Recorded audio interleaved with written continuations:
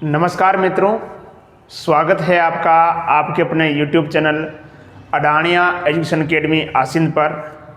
हम जो है कक्षा 12 का रसायन विज्ञान पढ़ रहे थे और लास्ट क्लास में हमने बात की थी साइनाइड के बारे में। हालांकि ये साइनाइड जो है आपके नए सिलेबस के हिसाब से हटा दिया गया है और जो पहले जो इससे पहले जो अपन ने बात की थी डाइएजोनियम लवण वो भी हटा दिया गया। लेकिन देखो बड़ी क्लासों में कहीं ना कहीं आपके ये काम आएंगे, इसलिए मैं फ्री था तो मैंने सोचा इस पर भी वीडियो एक बना दिया जाए।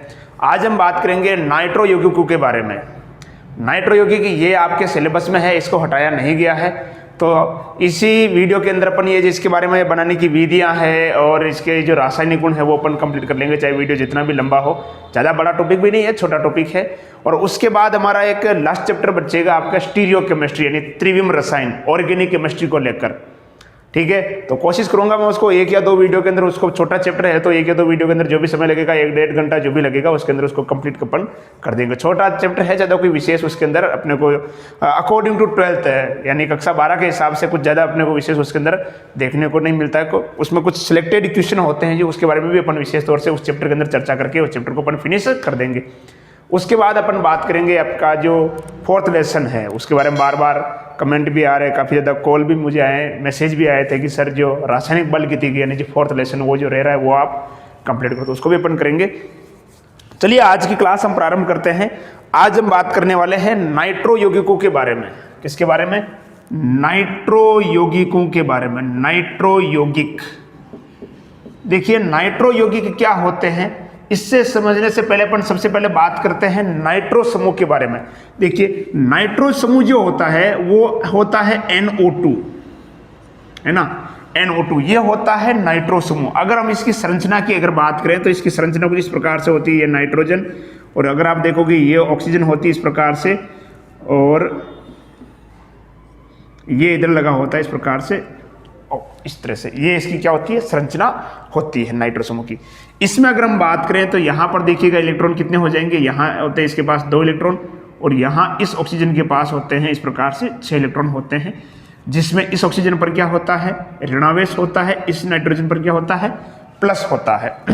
ठीक है, तो इसके अंदर देखिएगा क्या हो सकता है कि यहाँ से जो ये जो इलेक्ट्रॉन है अगर मान लो यहाँ दान कर दिए जाते हैं तो ये बंद कहाँ आ सकता है, यहाँ आ सकता है। तो अपने को जो है अगली कंडीशन देखने को क्या मिल सकती है, देखिएगा ये नाइट्रोजन और इस प्रकार से यहाँ से अगर ये इलेक्ट्रॉन इधर चले गए तो यहाँ इस ऑक्सीजन पर क्या आ जाएगा, ये ऋणावेश, यानी यहाँ पर इसके 6 के 6 इलेक्ट्रॉन इस प्रकार से ये आ जाएंगे और यहाँ पर क्या बन जाएगा, ये इस प्रकार से ये द्विबंध जो है यहाँ पर बन जाएगा, इस पर ये प्लस है जो है ही है।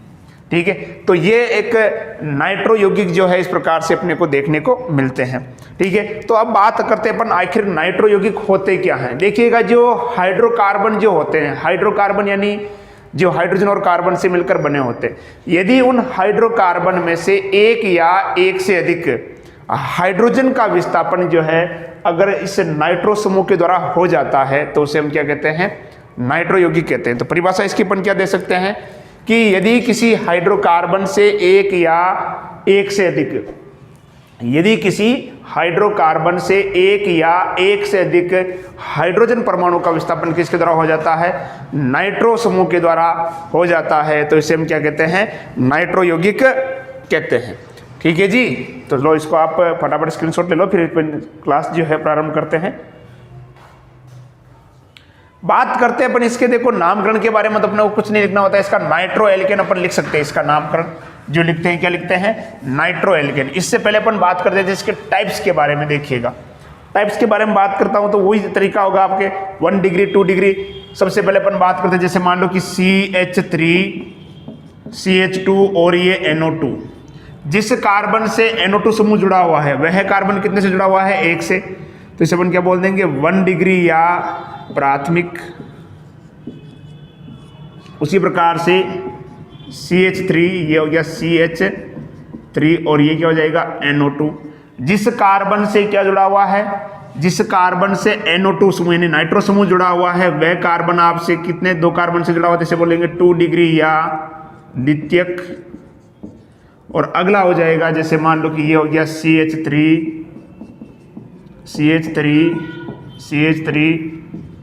NO2।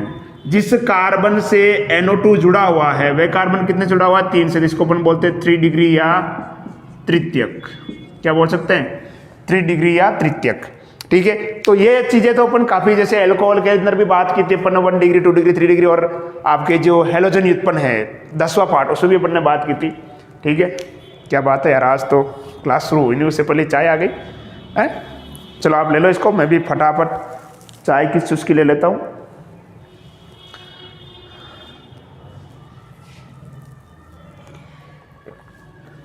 ठीक है जी, तो ये 1 डिग्री 2 डिग्री और 3 डिग्री, इसका जो अपन नाम लिखते हैं वो अपन लिखते हैं नाइट्रो एल्केन। क्या लिखते हैं, नाइट्रो एल्केन। उस हिसाब से अगर अपन देखें सबसे पहले वाले का नाइट्रो एल्केन, तो कार्बन कितने हैं, 2, तो क्या हो जाएगा, नाइट्रो एथेन हो जाएगा। क्या हो जाएगा, नाइट्रो एथेन।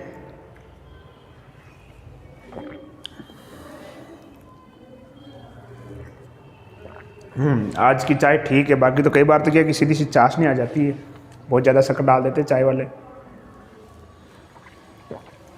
ऐसा लगता है जैसे शक्कर के भाव कम हो गए हो हैं। ठीक है जी, तो देखिएगा ये सीधा सा हो जाएगा। इसके अंदर देखिएगा कि इसको अपन, मैंने बताया था कि क्या लिखते हैं अपन, नामकरण में अपन लिखते हैं नाइट्रो एल्केन।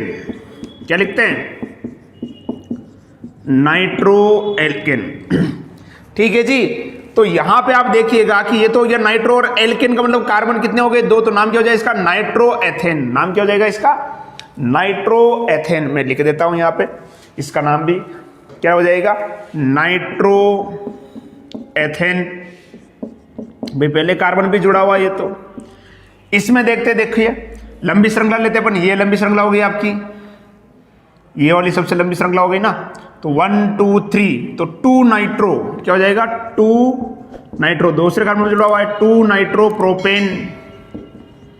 ठीक है जी, इसका देखेंगे तो मान लो कि ये लंबी श्रृंखला ले लेते हैं अपन।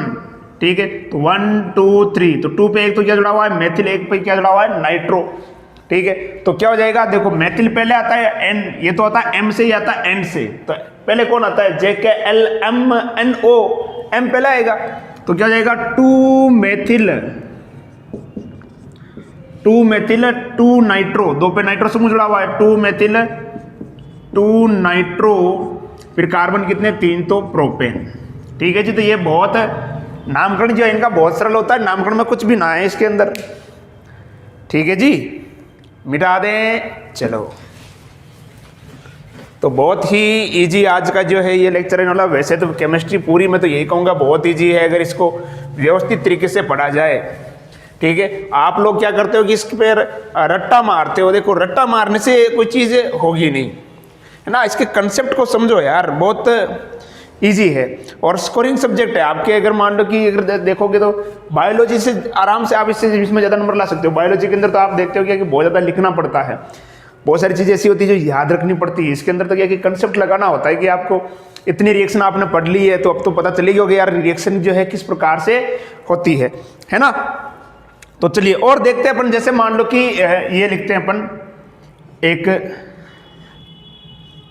इसकी अपन बात करते हैं, ये बेंजीन, इसके ऊपर क्या लगा दिया मैंने, NO2, इसका नाम क्या हो जाएगा, नाइट्रोबेंजीन। कई बार पढ़ चुके हैं यार ये चीजें तो अपन, नाइट्रोबेंजीन। अब देखिए इसकी 3 स्थिति होती है, ऑर्थो, मेटा और पैरा। 3 स्थितियां होती है इसकी, ऑर्थो, मेटा और पैरा। ठीक है, ये NO2 हो गया। अब इसको अपन बोलते हैं ऑर्थो, ये क्या होता है मेटा, और ये क्या होता है पैरा। मैंने शॉर्ट ट्रिक का मतलब एक आपको बताया भी था कि ऑर्थो, मेटा और पैरा, ओम प्रकाश, है ना, सीधा सा Om Prakash, ortho, meta, para. तो इसको अपन कैसे याद रख सकते हैं, कैसे याद रख सकते हैं, देखो ओम प्रकाश। ठीक है, तो अब यहां पर अगर अपन देखते कि कोई समूह यहां पर लग जाए मान लो, तो क्या होगा देखिएगा। ठीक है, जैसे मान लो कि मैं यहां पे जोड़ देता हूं किसी NO2 समूह को, यहां पे जोड़ दिया मैंने NO2, ये कौन सी स्थिति है, ऑर्थो। क्या हो जाएगा, ऑर्थो, नाइट्रो समूह कितने, 2, तो ऑर्थो डाइनाइट्रोबेंजीन, डाइनाइट्रोबेंजीन, इस प्रकार से इसका नाम हो जाएगा। यदि यही नाइट्रो समूह अगर यहां लग गया तो क्या हो जाएगा, मेटा डाइनाइट्रोबेंजीन। इसी को अगर यहां लगा दूं तो पैरा नाइट्रोडाइबेंजीन। ठीक है, अगर यहां पे भी लगा दूं और यहां पे भी लगा दूं और यहां पे भी लगा दूं तो फिर क्या होगा, देखो ऐसे में क्या कर लिख सकते हैं कि अपन ortho, meta, para, ortho, meta, para, और ये और भी लगा हुआ है, कितना हो गए, 4 हो गए, ortho meta para tetra nitrobenzene. क्या हो जाएगा इसका नाम, देखो मैं लिख देता हूं यहां पर। अगर ऐसी स्थिति आ जाए तो क्या हो जाएगा, ऑर्थो मेटा पैरा, कितने 4, तो चार के लिए क्या लिखते हैं अपन, टेट्रा, टेट्रा नाइट्रोबेंजीन। क्या हो जाएगा, ortho meta para tetra nitrobenzene. ठीक है जी। तो ये इसका नामकरण का तो देखो बहुत ही सीधा है, नामकरण के लिए कोई इसमें कोई विशेष अपने को ध्यान रखने की आवश्यकता है नहीं। ठीक है, अब हम बात करते हैं इसके एक तो जो बनाने की जो विधियां हैं उसको लेकर बात करते हैं। कई बार क्या, हर बार क्वेश्चन तो उसी से बनते हैं, बनाने की विधियों से। तो सबसे पहले अपन बात कर लेते हैं हाइड्रोकार्बन से। देखिए अपन किस प्रकार से बनाएंगे। हाइड्रोकार्बन से बनाने की बहुत सीधी सी विधियां हैं। देखिएगा हाइड्रोकार्बन से, जैसे CH4 ले लेता हूं मैं, मेथेन, इसकी क्रिया कराऊंगा मैं नाइट्रिक अम्ल से, HNO3 से। किससे कराऊंगा, नाइट्रिक अम्ल के साथ में इसकी क्रिया करवाता हूं। यानी टेम्परेचर जो होता है यहाँ पर लगभग 673 केल्विन के आसपास होता है। टेम्परेचर को इतना कोई ज्यादा है आपको याद रखने की आवश्यकता नहीं है, 673 केल्विन। तो देखो यहां से क्या निकलेगा, हाइड्रोजन, और यहां से H। अपने को जोड़ना क्या है, NO2। अपने को जोड़ना क्या है, NO2 जोड़ना है। ठीक है जी। तो यहां से क्या होगा, H और ये H, और यहां से ऑक्सीजन बाहर निकल जाएगा। तो ये क्या हो जाएगा, CH3NO2, और बाहर क्या निकल जाएगा, H2O। बाहर क्या निकल जाएगा, H2O। भाई यहां से हाइड्रोजन, एक हाइड्रोजन यहां से निकल गया, ऑक्सीजन H2O, NO2 जुड़ गया। उसी प्रकार से आप ये ले लो बोली, CH3 प्लस HNO3। तो इसमें देखो यार दो प्रकार के बनने की संभावना होती है। एक तो बनता है CH3CH2NO2, ये तो मुख्य उत्पाद बनता है, और कुछ मात्रा में कभी कभी ये भी बन जाता है NO2। ठीक है, बाहर क्या निकलेगा, वही निकलेगा, जल निकलेगा। ठीक है, तो इस प्रकार से ये कितना कौन सा यौगिक बनता है, इस प्रकार से ये कुछ मात्रा में ये बन सकते हैं यहां पर। ठीक है जी, क्लियर। अगला आता है, मान लो कि अगर बेंजीन दे रखा हो, बेंजीन से कैसे बनाएंगे, तो बेंजीन का भी वही प्रोसेस है। कई बार ये चीजें आप पढ़ चुके हो बेंजीन की भी। देखिएगा बेंजीन अगर आपको दे दिया जाए तो कैसे बनाओगे, देखो बेंजीन से क्या बनेगा, नाइट्रोबेंजीन बनेगा सीधा सा। और क्या, देखो इधर ये है बेंजीन। ठीक है जी, बेंजीन की क्रिया करा रहे हो आप किससे, नाइट्रिक अम्ल से। किसकी उपस्थिति में कराते हैं अपन, सांद्र सल्फ्यूरिक अम्ल की उपस्थिति में होती है ये क्रिया, तो सभी को पता है, कई बार अपन करवा चुके हैं ये तो। ठीक है, अब देखो यहां पर क्या है, हाइड्रोजन, यहां से हाइड्रोजन निकलेगा, और एक हाइड्रोजन ये, और यहां से ऑक्सीजन ऊपर लग जाएगा, NO2 यानी नाइट्रोबेंजीन। इस प्रकार से ये NO2, और बाहर क्या निकल जाएगा, फिर से यहां पे आपके H2O। क्या निकल जाएगा, H2O। ठीक है जी। अब अपन बात करते हैं एल्किल हैलाइड से। एल्किल हैलाइड से तो देखो कई बार रिएक्शन अपन करवा चुके हैं, मिटा दें इसको, चलो मिटा दें। एल्किल हैलाइड से तो अपन करवा चुके हैं रिएक्शन इसकी कई बार। देखो देखिएगा, एल्किल हैलाइड के रूप में यहां पे मैं इससे शॉर्ट में लिख रहा हूं ये RX, और दूसरा लिख रहा हूं ये मैं RX। यहां इसकी क्रिया कराता हूं मैं किसके साथ, पोटेशियम नाइट्राइड के साथ, यानी KNO2 के साथ। ठीक है, और इसकी क्रिया कराता हूं मैं इसके साथ, AgNO2 के साथ करवाता हूं। देखिएगा तो इससे क्या बनेगा,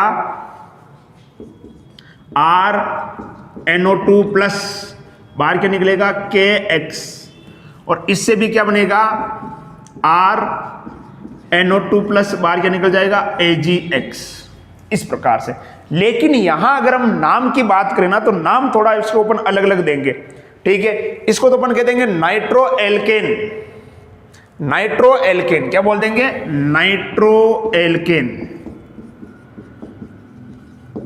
ठीक है, लेकिन इसको अपन बोलेंगे एल्किल नाइट्राइट। Alkyl nitrite. अब बात आती गुरुजी ऐसा क्यों है, आपने ऐसा क्यों किया, देखने में तो दोनों चीजें एक जैसी दिख रही है, लेकिन नाम अलग अलग कैसे। तो अरे बोलो, पहले भी हम इसके बारे में बात कर चुके हैं, इसके बारे में पहले भी बात कर चुके। चलो कोई ना, एक बार और कर लेते हैं, क्या फर्क पड़ रहा है। ठीक है, देखते हैं अपन यहां जो ये बनेगा ना, यहां पर कौन जुड़ा हुआ है, ऑक्सीजन जुड़ा हुआ है इस तरह से। देखिए सॉरी,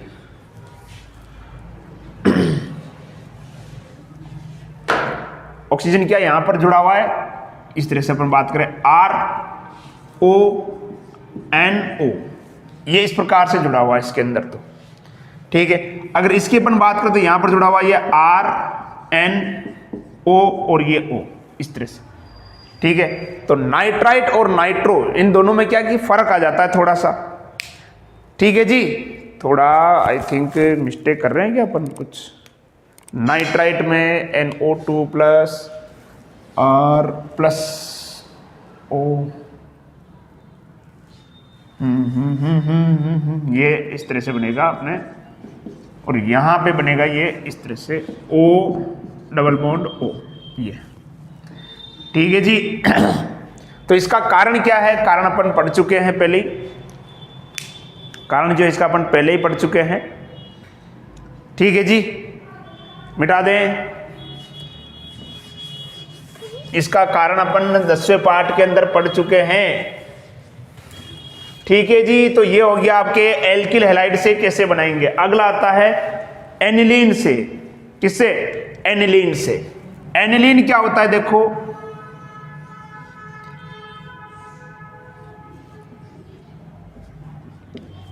NH2, ये होता है एनिलीन। जब इस एनिलीन की क्रिया किससे करवाते हैं अपन? नाइट्रस अम्ल से करवाते हैं। नाइट्रस अम्ल क्या होता है? HNO2 प्लस HCl, कई बार करवाया अपन ने। और क्या बनता है इससे? बहुत फेमस चीज बनती है, डाई एजोनियम लवण। क्या बनती है? डाई एजोनियम लवण बनता है, यानी N2 प्लस और Cl माइनस, ये बनता है डाई एजोनियम लवण। इस डाई एजोनियम लवण की क्रिया अपन करवाते हैं सोडियम नाइट्राइड से, यानी NaNO2 किसकी उपस्थिति में है? कॉपर की उपस्थिति में। तो देखिएगा यहां से N और यहां से ये Cl बाहर निकल जाएगा, NaCl और क्या निकल जाएगी? N2 बाहर निकल जाएगी, ये नाइट्रोजन। और कौन जुड़ जाएगा? NO2 जुड़ जाएगा। सीधा सा है, कुछ भी नहीं है, इससे जी तो और कुछ हो नहीं सकता केमिस्ट्री के अंदर। देखिए ये हो गया आपका NO2। यहां से क्या निकलता है सभी को पता ही है आपको। ठीक है जी, क्लियर। तो ये हो गया एनिलीन, ये हो गया डाइएजोनियम लवण। डाइएजोनियम लवण की क्रिया अपन किससे कराएंगे? सोडियम नाइट्राइड से कराएंगे। तो फिर क्या बन जाएगा आपके? नाइट्रोबेंजीन बन जाएगा। क्या बन जाएगा? नाइट्रोबेंजीन। ये भी रिएक्शन कई बार अपन देख चुके हैं। ठीक है जी, तो ये हो गई इसके बनाने की विधियां। क्या हो गई? बनाने की विधियां। ठीक है, भौतिक गुणों के बारे में अपन चर्चा करेंगे नहीं, हम सीधी बात करेंगे किसके बारे में? रासायनिक गुणों के बारे में। किसके बारे में? रासायनिक गुणों के बारे में। चलो मिटा दे, भौतिक गुण आपको खुद से पढ़ने हैं।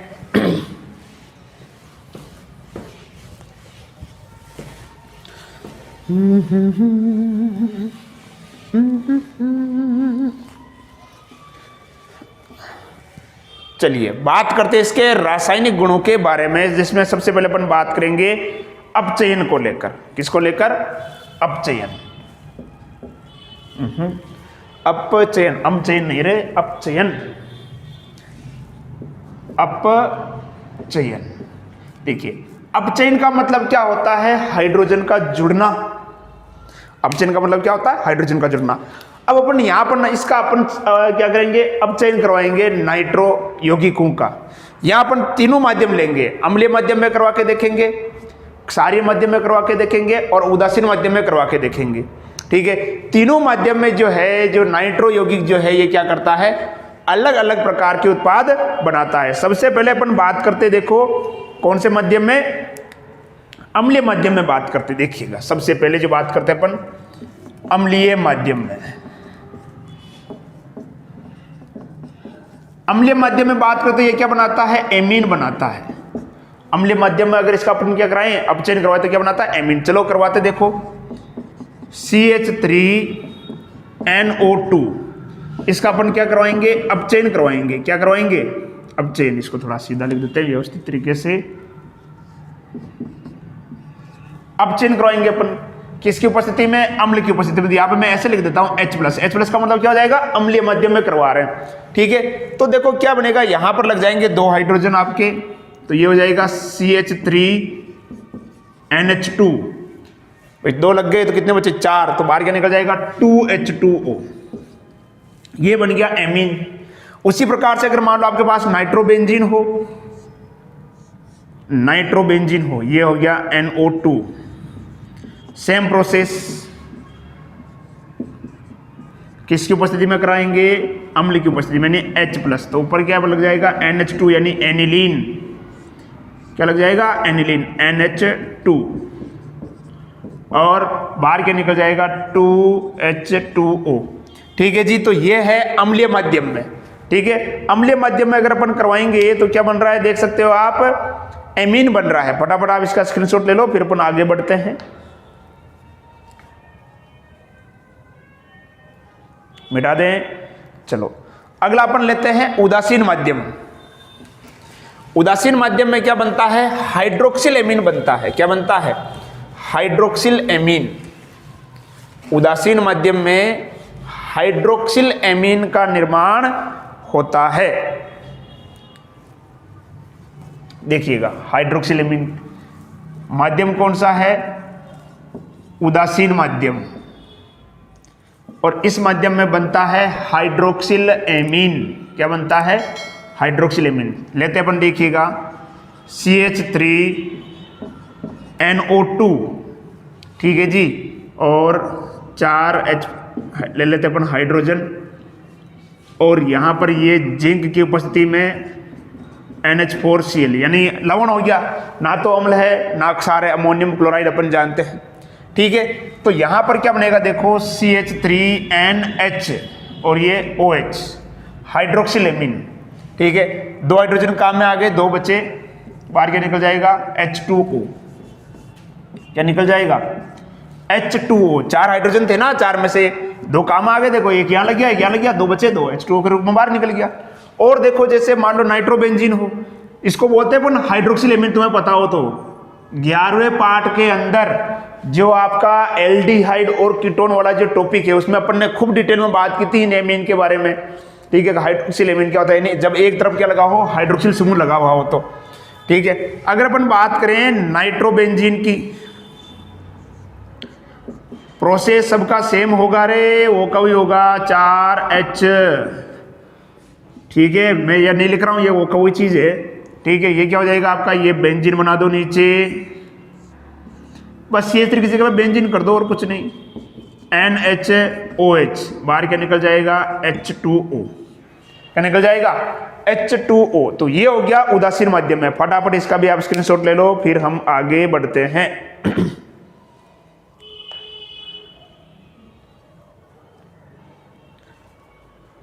चलो हो गया। अगला अपन करवाते हैं क्षारीय माध्यम में, मिटा दें, क्षारीय माध्यम में करवाते हैं। देखो तो क्या होता है, अब चेंज करवाएंगे अपन क्षारीय माध्यम में।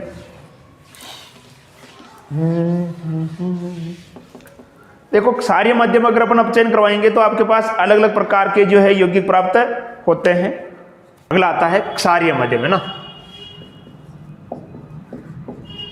क्षारीय माध्यम में करवाते हैं तो क्या होता है, देखो आपकी बुक के अंदर बेंजीन दे रखा है यहाँ पे, लेकिन आप कोई सा भी ले सकते हो, कोई दिक्कत नहीं है ना। यहाँ पे देखो 2C6H5NO2, कोई सा भी ले सकते हो आप अपने हिसाब से, कोई दिक्कत नहीं है उसके अंदर। ये मैं इसका करा रहा हूँ, अब चेंज करवा रहे हैं अपन इसका। यहाँ पर अपन लेते हैं जलीय सोडियम हाइड्रोक्साइड लेते हैं, क्योंकि सोडियम हाइड्रोक्साइड तो क्या होता है, ठोस होता है।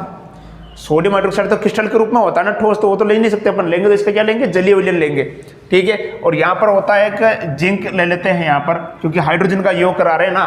ठीक है, तो ये क्या बनेगा, देखो आपके azoxy benzene C6H5N double bond N, यहाँ पे ऑक्सीजन जुड़ जाएगी इस प्रकार से C6H5, और बाहर क्या निकल जाएगा 3H2O। बाहर क्या निकल जाएगा 3H2O जो है यहाँ पे बाहर निकल जाएगा। और देखते हैं अपन, देखिए और अलग अलग प्रकार के उत्पाद आपके पास बनेंगे। 2C6H5, अपन हाइड्रोजन की संख्या बढ़ाते हुए चलते हैं। इस बार अब मैं हाइड्रोजन ले रहा हूं कितने, 10। ये प्रोसेस सेम रहेगा तो क्या बनेगा, देखिए C6H5N double bond N, C6H5, और बाहर निकल जाता है 4H2O। ठीक है, ये हो गया एजो यौगिक हो गया, ये तो एजोक्सी बेंजीन हो गया, और ये क्या हो जाएगा एजो यौगिक। यानी दोनों तरफ क्या लगे हुए, बेंजीन ऑक्सीजन है ही नहीं, तो इसको अपन बोल सकते हैं एजोबेंजीन कह सकते हैं। क्या कह सकते हैं, एजोबेंजीन, क्योंकि ये है आपके पास एजो यौगिक। अब यहां पर एजोक्सी क्यों कहेंगे, ये पूरा एजोक्सी यौगिक हो गया, ये जो है ना ये एजोक्सी यौगिक हो गया, इसलिए इसको अपन बोलते हैं एजोक्सी बेंजीन। एजो प्लस ऑक्सीजन एजोक्सी, और ये दोनों तरफ क्या लगे हुए हैं, बेंजीन, ठीक है। और इसको केवल क्या बोलेंगे, एजोबेंजीन बोल देंगे। क्या बोल देंगे, एजोबेंजीन। अब क्या करते हैं अपन, हाइड्रोजन की संख्या को मैं बढ़ा देता हूं, तो यहां पर एजो हाइड्रोक्सी बेंजीन मिल जाएगा अपने को। देखिएगा, एजो हाइड्रोबेंजीन सॉरी 2C6H5NO2। हाइड्रोजन मैंने कर दिया यहां पर कितने, इस बार 10 कर दिए, तो ये मिलेगा आपको C6H5NH। अब यहां पर इस प्रकार से हो जाएगा, ये डबल बॉन्ड NHC6H5 और बाहर क्या निकल जाएगा 4H2O। तो इसको बोलेंगे अपन एजो हाइड्रोबेंजीन। क्या बोलेंगे, एजो हाइड्रो, क्योंकि ये है ना हाइड्रोजन भी है, एजो हाइड्रोबेंजीन। तो ये अपन ने देखा कि क्षारीय माध्यम में जो है अपचयन करवाने पर आपको भिन्न भिन्न प्रकार के उत्पाद मिलते हैं। आप फटाफट इसका एक बार स्क्रीनशॉट ले लो, फिर अपन आगे चर्चा करते हैं इसकी भी। लिख लिया, चलो अगली अपन बात करते हैं कि जब इसका अपन क्या कराते हैं, विद्युत अपघटन करवाते हैं। तो विद्युत अपघटन करवाने पर क्या होगा, देखो विद्युत अपघटन भी अपन दो प्रकार से कराएंगे, एक तो दुर्बल अम्ल की उपस्थिति में करवाते हैं, एक अपन करवाएंगे प्रबल अम्ल की उपस्थिति में। तो दोनों में क्या होगा कि अलग अलग प्रकार के उत्पाद जो है आपको मिलेंगे। देखिए नोट्स की मैं बार बार आपको कह रहा हूं कि नोट्स जो है आपको हमने टेलीग्राम चैनल पे उपलब्ध करवा ही रखे हैं। दूसरा मैं बार बार आपको ये सुझाव दे रहा हूँ कि बेहतर होगा कि जब आप वीडियो देख रहे हो तो आप अपनी किताब लेके बैठो, ठीक है। क्या कि जब आप किताब में देखोगे तो किताब में भी कई बार क्या कि मिस्टेक कर रखी है, बहुत सारी जगह पे मिसप्रिंट हो रखी है ना। तो उससे क्या होगा कि अगर आप मान लो कि अभी वीडियो देखोगे, आपने मान लो नोट्स लिख लिए या फिर डाउनलोड किए, और जब आप किताब में देखोगे तो आप ये सोचोगे यार सर ने गलत पढ़ा दिया। देखो मैं तो सही बता रहा हूँ, किताब के अंदर गलत लिखा हुआ है, ठीक है। तो देखो जाहिर सी बात है, मैं ये नहीं कहता कि किताब वालों ने गलती कर दी, ठीक है, उन्होंने सही लिखा, लेकिन भाई देखो मानवीय स्वभाव है, हो सकता है कि जब टाइपिंग की जा रही थी तो टाइपिंग में देखो मिस्टेक हो सकती है, 2 की जगह पे 3 लिख दिया, हो सकता है 3 की जगह पे 4 भी हो सकता है, या 4 की जगह पे 2 हो सकता है। तो ऐसी कोई बड़ी बात नहीं है ये, ठीक है, अपन खुद समझ सकते हैं उस चीज को, है ना। तो अगला अपन बात करते हैं इसका विद्युत अपघटन, है ना। विद्युत अपघटन करवाते हैं, देखिए तो क्या होता है विद्युत अपघटन। विद्युत अपघटन, देखिए विद्युत अपघटन अपन 2 प्रकार से कराएंगे। एक तो प्रबल अम्ल की उपस्थिति में करवाते हैं अपन, किसकी उपस्थिति में, प्रबल अम्ल की उपस्थिति में करवाते तो क्या बनता है, एनिलीन बन जाएगा आपके पास, या यूं कह सकते हैं एमीन बन जाएगा। क्या बन जाएगा, एमीन बन जाएगा। और एक में बन जाएगा आपके पास हाइड्रोक्सिल एमीन। देखिएगा इसका मैं करवाता हूं CH3NO2, है ना। इसका अपन क्या करवाते हैं, विद्युत अपघटन करवाते हैं। विद्युत अपघटन क्या कराएंगे, किसकी उपस्थिति में, अम्लीय माध्यम की उपस्थिति में करवाएंगे। किसकी उपस्थिति में, अम्लीय माध्यम की उपस्थिति में, ठीक है। तो ये हो जाएगा CH3 और NH2, और बाहर क्या निकल जाता है इसके अंदर, H2O जो यहां से ये बाहर निकल जाता है। प्रोसेस होका हुई है, कुछ भी नहीं है, अपचयन ही हो रहा है एक प्रकार से। क्या हो रहा है, एक प्रकार से अपचयन ही हो रहा है, इसके अंदर भी ज्यादा कुछ विशेष नहीं है। अगर मान लो कि यहां पर अगर आप क्या ले लो, बेंजीन ले लो, चलो इस प्रकार से ले लो आप, तो एनिलीन बन जाएगा NO2। चलो इसको एक बार मिटा के फिर लिखता हूं मैं ना। प्रबल अम्ल की उपस्थिति की बात कर रहे हैं अपन। अब बहुत सारे सोच रहे होंगे कि सर जल कहां से आया, जल तो लेने पड़ेगा रे, तनु अम्ल में करवाते हैं और भी अपन जल तो मिलाना ही पड़ता है विद्युत अपघटन के लिए। विलयन तो हो गई इसका।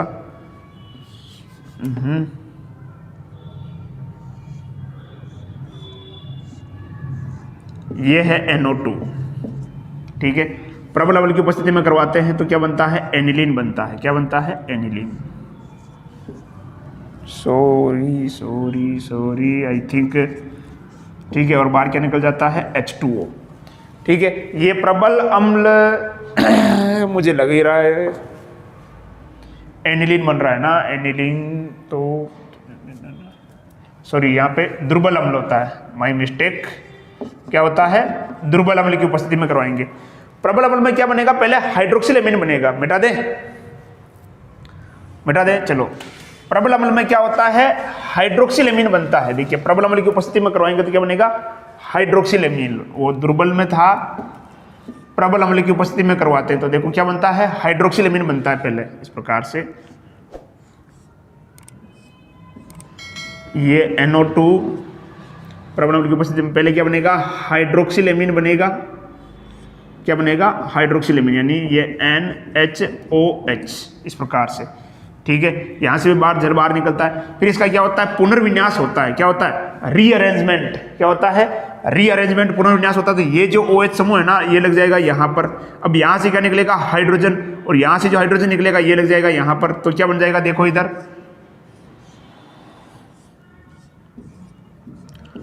भाई, एक हाइड्रोजन तो ऑलरेडी है, एक और आया, क्या हो गया, NH2। क्या हो गया, और ये OH कहाँ लग गया, यहाँ लग गया इस प्रकार से। ठीक है, तो यहां पर देखो इसका नाम क्या बता सकते हो आप, बहुत इजी है। ये एमीन तो है ही है। ठीक है, अब मुख्य क्रियात्मक समूह कौन है, ये मुख्य क्रियात्मक समूह है, ये मुख्य क्रियात्मक समूह है। तो मैं कहूंगा कि ये मुख्य क्रियात्मक समूह, तो ये क्या हो गया, प्रतिस्थापी। ठीक है, तो ऑर्थो मेटा पैरा, तो पैरा पे लग रहा तो क्या हो जाएगा, पैरा एमीन। क्या हो जाएगा, फिनोल, पैरा एमीन फिनोल या पैरा एमिनोफिनोल भी आप इसको लिख सकते हो। ठीक है जी, क्लियर, मिटा दें। चलो अगला अपन बात करते हैं इनके जल अपघटन को लेकर। जल अपघटन करवाते हैं इसका अपन, देखो ये तो हो गया अम्ल की उपस्थिति में। अगली बात करते हैं इसके जल अपघटन को लेकर। अपन बात करते हैं कि जल अपघटन करवाने से क्या बनेगा जब इसका जल अपघटन करवाया जाता है। देखो जल अपघटन में अपन करवाते हैं अलग अलग तरीके से। सबसे पहले अपन करवाते हैं, देखो प्राथमिक नाइट्रो एल्केन का करवाते हैं जल अपघटन। तो क्या बनता है, एसिटिक अम्ल बनता है। क्या बनता है, एसिटिक अम्ल बनता है।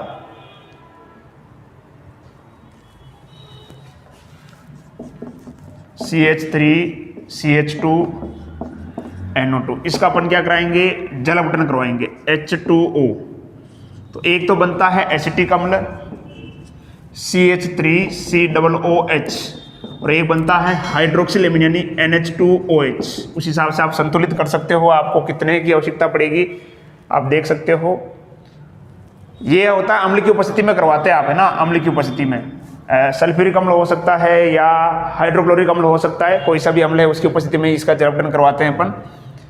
तो देखो रे कितने की जरूरत पड़ रही है अपने को, 2 और 1 3, क्या संतुलित हो गई, हाइड्रोजन 1, यहाँ से CH3 2 2 4 3 और 4, चलो संतुलित है। ठीक है, अगला अपन करवाते हैं, अगर मान लो कि आपके पास क्या हो, द्वितीयक 2 डिग्री होना है, CH और ये CH3NO2, इसका अगर अपन करवाएं तो क्या बनेगा, जल अपघटन करवाते देखो H2O। तो इससे बनता है ketone CH3 C double bond O CH3। ठीक है, अब यहां से बाहर क्या निकल सकता है आप खुद सोचो, लगाओ आइडिया। एक तो निकल सकता है N2O, N2 निकल जाएगा एक तो, और क्या निकल जाएगा H2O, N2O और H2O। क्या अभिक्रिया संतुलित है, चेक करें फटाफट। CH3CO 1 3 हाइड्रोजन है यहाँ पे, H2O 2 और 1 3 N2O। ऑक्सीजन कितनी हो रही है, 2 और 1 3, उधर कितनी हो रही है आपके पास, 2 और 3 हो रही है। हाइड्रोजन आपके असंतुलित हो रहे हैं क्या कहीं, ये भी संतुलित। और यहाँ पे अगर अपन 2 लेते हैं, चलो 1 मिनट 2 ले लेते हैं इसको संतुलित करने के लिए, 2 और ये भी 2, नाइट्रोजन भी होगी संतुलित। हाइड्रोजन कितने हो गए यहाँ पर देखो, 2 2 4, तो यहाँ से अपन ले लेते हैं इसको 2H2O। अब देखो संतुलित करके देखो, अब और ही नहीं हो रही है। हाइड्रोजन कितने हो गए यहाँ पर देखो, 2 और 2 4 हो गए। ऑक्सीजन कितनी हो गई यहाँ पर 2 के हिसाब से, 4 और 1 5। यहाँ कितनी हो जाएगी देखो, 2 तो ये हो गई, 2 ये हो गई, 4 5, चलो संतुलित हो गई। ठीक है, तो इस प्रकार से आप देख सकते हो कि प्राथमिक जो नाइट्रो एल्केन है उससे क्या बनेगा, एसिटिक अम्ल बनेगा। क्या बनेगा, एसिटिक अम्ल। और द्वितीयक जो नाइट्रो एल्केन है उससे क्या बनेगा, एसीटोन बनेगा। क्या बनेगा, एसीटोन बन जाएगा। ठीक है जी, जो तृतीयक है 3 डिग्री उसका नहीं होता है। ठीक है, जो तृतीयक नाइट्रो यौगिक होता है उसका जल अपघटन नहीं होता है। क्यों नहीं होता है उसका जल अपघटन, उसका कारण क्या है, उसका कारण ये कि उसके पास अल्फा हाइड्रोजन नहीं होते। अब बात है सर अल्फा हाइड्रोजन क्या होते, तो अरे सीधी सी बात है, एल्फा हाइड्रोजन के बारे में अपन कई बार बात कर चुके हैं इसको लेकर। ये NO2, ठीक है। जिस कार्बन से NO2 जुड़ा हुआ है ये कौन सा कार्बन है? Alpha carbon. और एल्फा कार्बन से जुड़े हुए हाइड्रोजन क्या कहलाते हैं? Alpha hydrogen. तो जो 3 डिग्री है इसके पास एल्फा हाइड्रोजन नहीं होते हैं, इसके कारण इसका क्या होता है? जलपटन भी नहीं होता है। ठीक है जी, मिटा दें। चलो,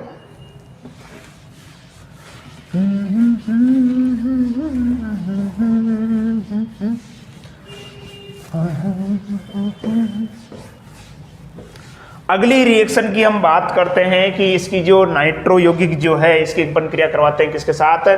नाइट्रस अम्ल के साथ क्रिया करवाते हैं। किसके साथ करवाते हैं? नाइट्रस अम्ल के साथ क्रिया करवाते हैं। तो नाइट्रोलिक अम्ल बनेगा। अगर अपन प्राथमिक नाइट्रो एल्किन की क्रिया करवाएंगे तो क्या बनेगा? नाइट्रोलिक अम्ल बन जाएगा। देखिएगा, CH3 CH2 NO2, इसकी क्रिया अपन कराते हैं किसके साथ? HNO2 के साथ करवाते हैं। किसके साथ? HNO2 के साथ करवाते हैं। तो क्या बनता है अपने पास? नाइट्रोलिक अम्ल बनता है। क्या बनता है?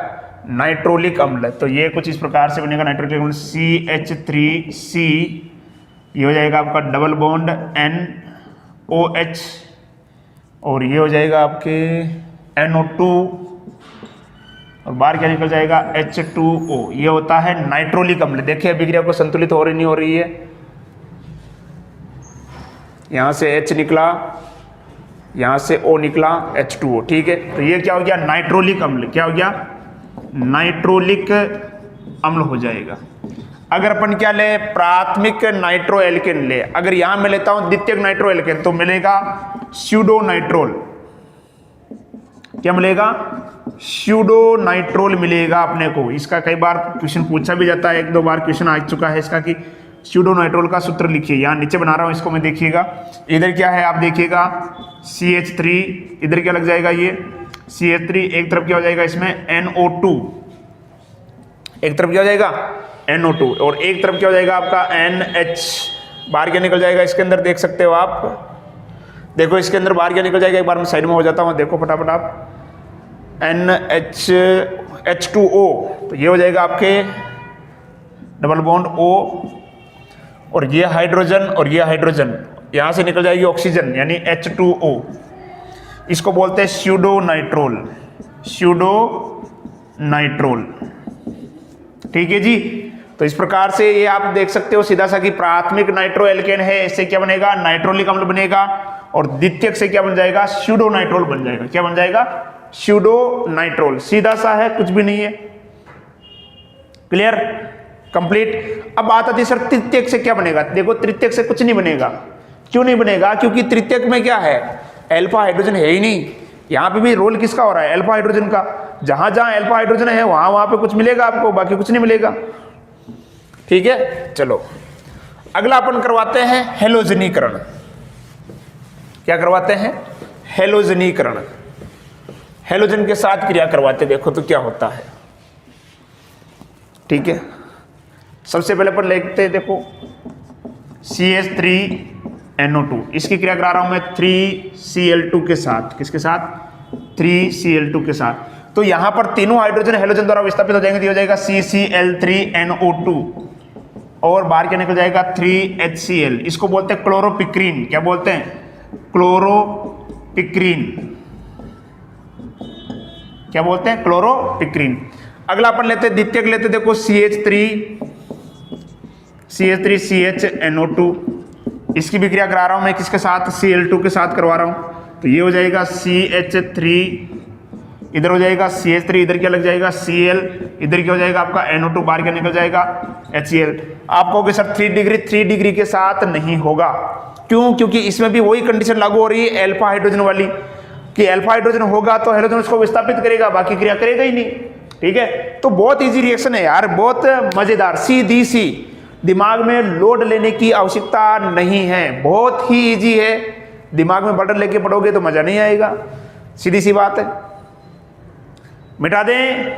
चलो अगला अपन देखते हैं कि अगर नाइट्रोबेंजीन है और उसकी बेंजीन वलय की जो विक्रिया है उसकी बात करते हैं। ये इंपॉर्टेंट है भैया, नाइट्रोबेंजीन की जो वलय की जो विक्रिया, इसके अंदर अनुनाद कैसे क्या होगा उसको लेकर बात करते हैं। देखिएगा क्योंकि अपन जानते हैं नाइट्रो यौगिक जो है ये क्या दर्शाता है, माइनस आई प्रभाव दर्शाता है। माइनस आई प्रभाव का मतलब क्या करेगा, बेंजीन वाले से इलेक्ट्रॉन को खींचेगा। समझना ध्यान से।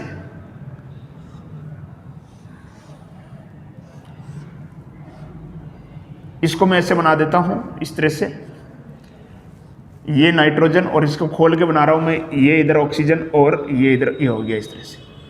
अब क्या होगा देखो कि ये क्या कर दर्शाता है, माइनस आई प्रभाव दर्शाता है। ठीक है, या अपन यूं कह सकते हो कि माइनस आई या माइनस एम, यानी जो बेंजीन वाले से इलेक्ट्रॉन को क्या करेगा, बाहर निकालेगा। तो कैसे होगा देखो, ये इलेक्ट्रॉन इधर जाएंगे, ठीक है, तो ये इलेक्ट्रॉन कहां जाएगा, यहां आ जाएगा। तो अगली कंडीशन आपको क्या मिलेगी देखिएगा,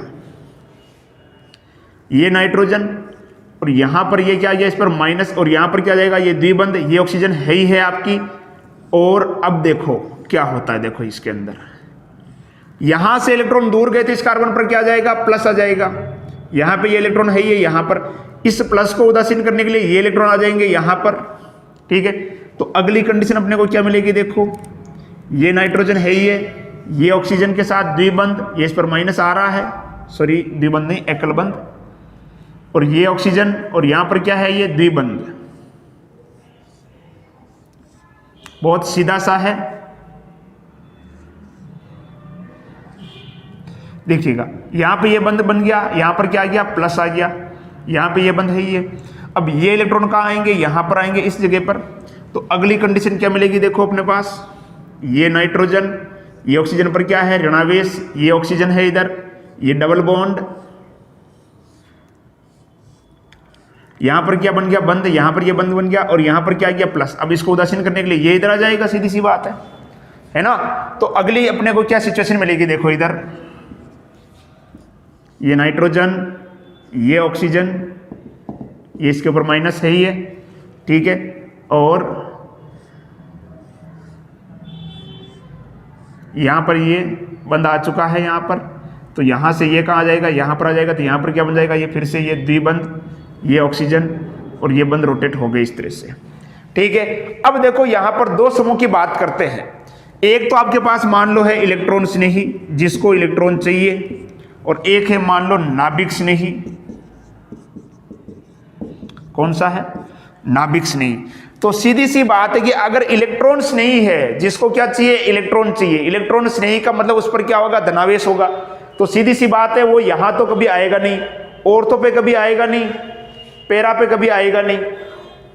ठीक है, इलेक्ट्रॉन स्नेही ना तो ऑर्थो पे आएगा ना पैरा पे आएगा, क्योंकि वहां तो क्या मिल रहा है, प्लस मिल रहा है भैया।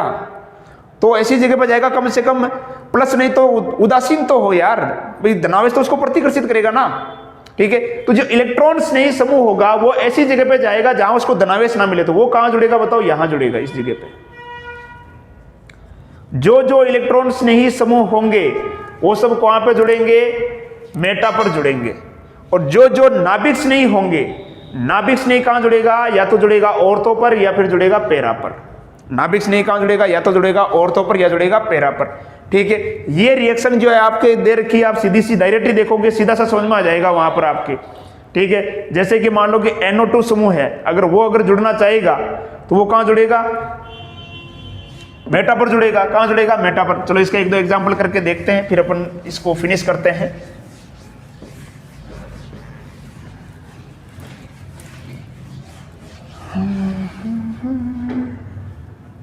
देखिए इधर ये है नाइट्रोबेंजीन,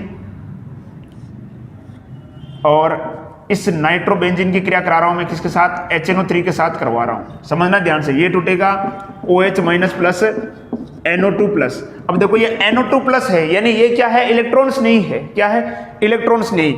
इलेक्ट्रॉन स्नेही मैंने बताया था कि कहां जुड़ेगा, मेटा पर जुड़ेगा। कहां पर जुड़ेगा, मेटा पर। मेटा पर क्यों जुड़ेगा अभी आप देख चुके हो, NO2 ये जुड़ेगा कहां पर, यहां पर जुड़ेगा। ठीक है जी, और बाहर क्या निकलेगा, यहां से देखो H2O बाहर निकल जाएगा, सीधी सी बात है। वही कंडीशन किसके लिए लागू होगी, सल्फ्यूरिक अम्ल के लिए लागू होगी। किसके लिए, सल्फ्यूरिक अम्ल के लिए लागू हो जाएगी। लेकिन यदि यहां पर मैं क्या करता हूं, अगर मान लो मैं क्षार लेता हूं, समझना ध्यान से, क्या लेता हूं मैं, क्षार NO2।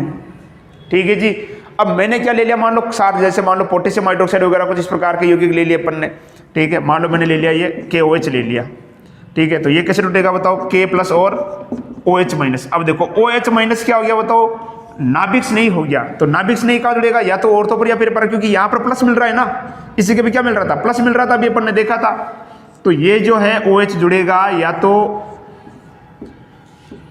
ऑर्थो पर जुड़ेगा या फिर जुड़ेगा कहां पर, पैरा पर, क्योंकि वहां इसको क्या मिलेगा, प्लस मिलेगा।